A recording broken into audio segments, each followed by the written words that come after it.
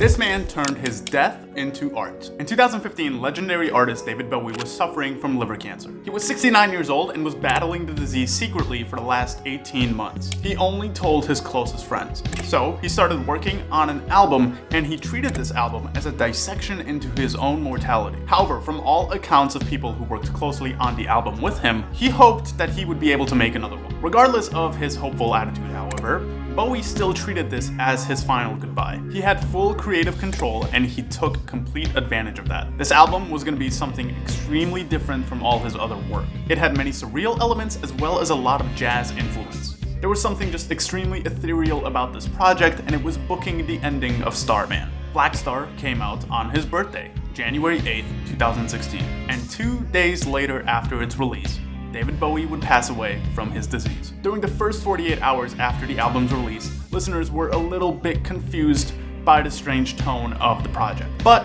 after Bowie's passing, and once the news came out of his illness, the album started to take on an entirely different meaning. He wrote it knowing this was the end, the final goodbye for a music revolutionary. And Black Star showed that even at 69 years old, David Bowie was still willing to take risks, and more importantly, capture his own mortality the only way he knew how: with music.